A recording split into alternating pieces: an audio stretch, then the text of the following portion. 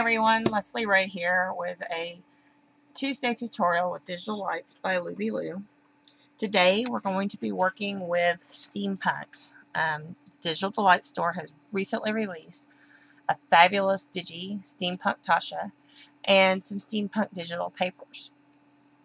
I'm going to tell you a little bit about Steampunk. This is one of my favorite genres, and with this card, if you want to create along, cardstock, some glue and foam tape, black marker, some gear embellishments or other metal embellishments. So let's get started. This is Natasha. This is who started it all. Isn't she fabulous? I love her little metal wings and her monocle, but also her goggles, and she's just perfect. And then we have some wonderful papers. Wendy's made all kinds of papers, some with prints, some with metals, and they are perfect for crafting with steampunk. Some of you may be very familiar with steampunk, others maybe not so much. It comes from the age of steam, and science fiction writers are who developed this genre, and it became where a writer started with a historical setting based on industrialized 19th century societies, and then featured steam power, mechanized machinery, rather than the electronic age in these science fiction writings.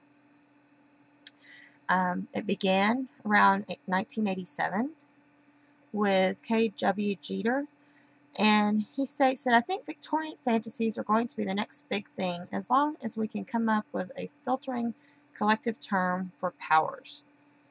Blaylock and myself. Something based on the appropriate technology of the era, like steampunks, perhaps.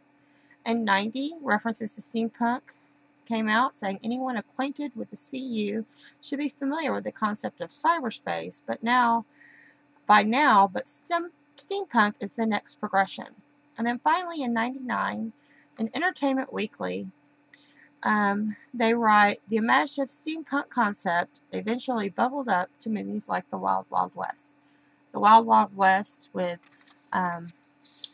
its mechanized steam engines and steam contraptions is a perfect example of steampunk. And if you've never seen that movie, go watch it. It's fabulous. And things, creatures, trains, all run by steam, and just neat with little gadgets and all the costuming and everything. It's got a little bit Victorian for the ladies, and this element of steampunk. Cogs, gears, wheels, levers are all integral parts of steampunk crafts, and you see this in Wendy's papers that she's created and in Natasha herself. Time, especially the wound clock and its parts, again, gears, are all parts of this steampunk craft. Copper, brass, iron, the physical sense, the colors are incorporated into the craft. And they're heavy and bulky and textural with lots of pistons, valves, tubes, and wheels. Other elements, including glass, metal, leather, wood, are part of the crafting. So things that emulate that, like the sheen of the paper being kind of silver or brushed metal colors, these are perfect. Muted neutrals such as bronze, rust, cream, chocolate browns, these are all perfect for putting into your steampunk crafting. A lot of companies have gotten on the bandwagon, have come out with packages of gears. You can get them in all different types and sizes. You can find dies and gears from all sorts of companies. They're fun.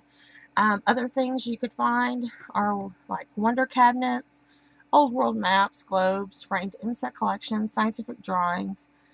These are all part of the steampunk grouping of fun stuff that you can craft with.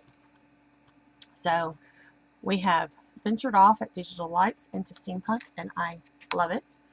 I have taken some papers, printed them out on cardstock today, and cut them to fit my square card here. And I've edged the sides so you don't see the white shining through.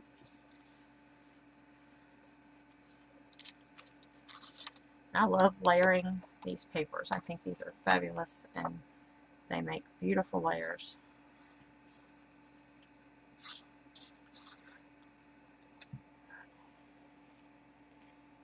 And put these this way.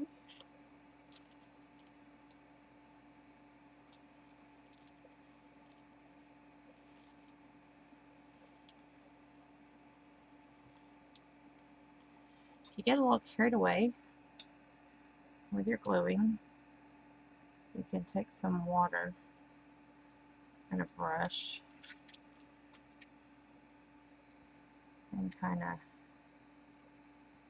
go along the edge here and wipe that glue up. My friend Sandy taught me that trick.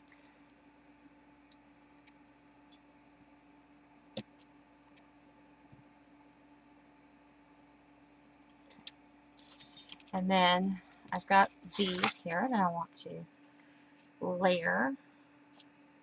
So let me trim them down. I think this will be perfect on this card. I love that all these papers work so well together. And are the perfect addition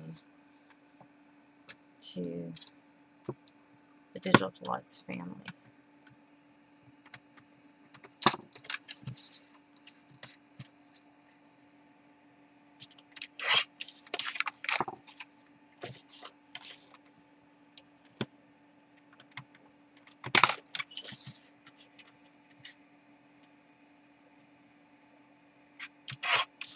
And once you've trimmed those off, I come back on the edges and add my line just to finish this off so it looks like it is complete. And then glue this down.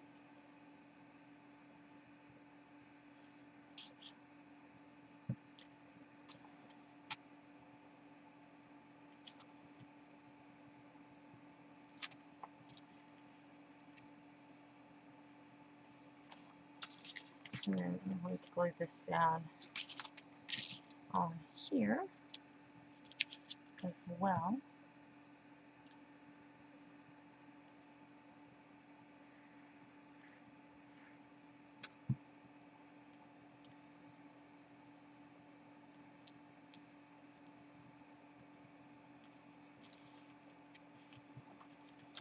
And then for Tasha, I'm going to add some foam tape, kind of pop her up just a little bit.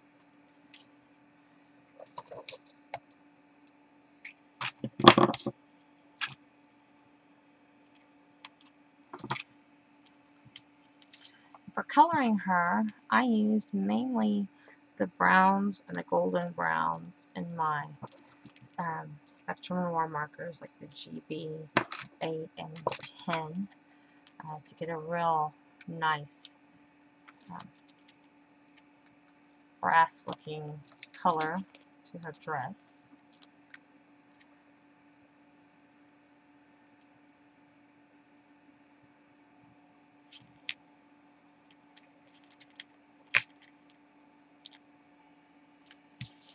There we go. And then finally, to finish it off, I add a couple of these fun gears. And like I said, you can find these anywhere. If you haven't found any in your area, try looking at like an automotive parts store. We have a store here we call Napa, and they have all kinds of gears and cogs and washers that are perfect. And if you have alcohol markers or alcohol inks, they are great because you can color these silver gears any color you want. So I'm going to put a couple of these on here. And I'm just going to use my white glue to glue this down, nothing fancy. And add a couple right down through there.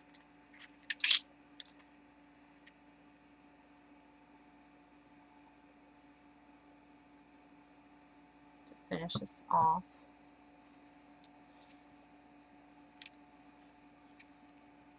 You could also choose to use some brass colored and copper colored